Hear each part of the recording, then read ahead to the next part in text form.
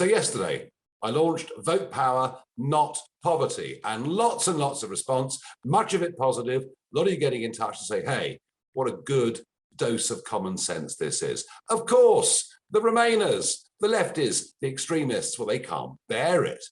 And they say Farage's campaign is so that we buy more oil and gas from Putin. I mean, they are off their chump. It's the opposite. This is about becoming self-sufficient in energy. Oh, I almost forgot the Hugh Grant too, using the F word, being abusive. But then again, he isn't really very clever, is he? So we know what it's about. Vote Power, Not Poverty is about us becoming energy independent.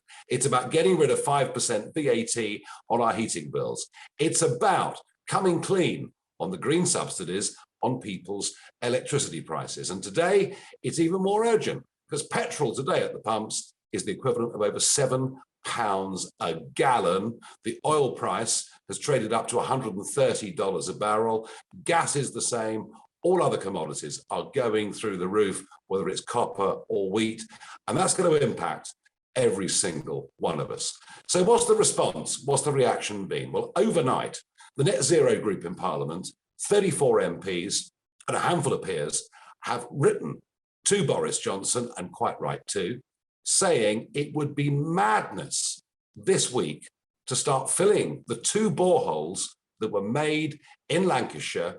Quadrilla's the company, 2 big boreholes made. They didn't get everything right, but the boreholes are there.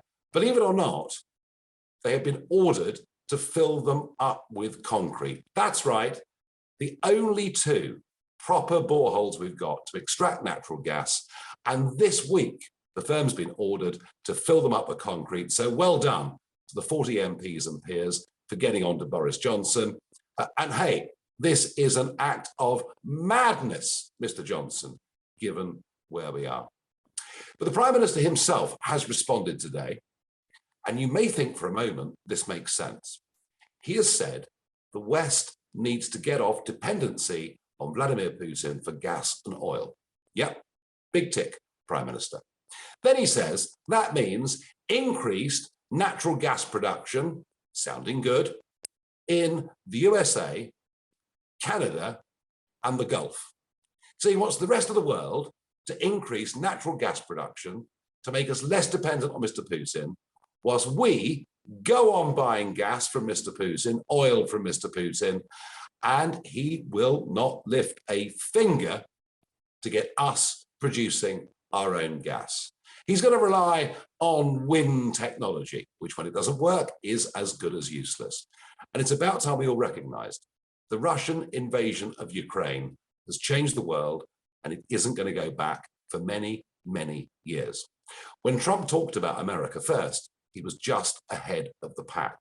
If we rely on France to sell us electricity, on Putin, Norway, or indeed Qatar to sell us natural gas, there comes a point where if we find there are genuine shortages, those countries will look after themselves first, just as you would look after your own family first. We're in a very, very different world.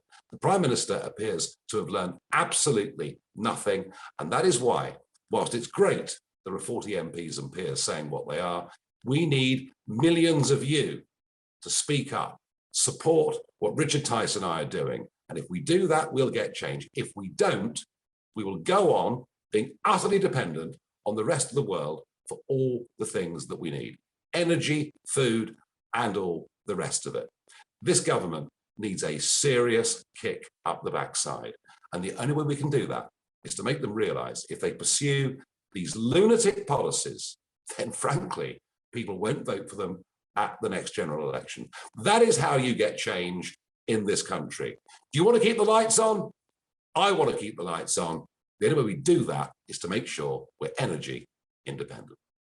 Thank you for watching this video. Now, to make sure you don't miss any future videos, please click the subscribe icon and the notification bell. Until next time, when I give you another story that mainstream media dare not cover.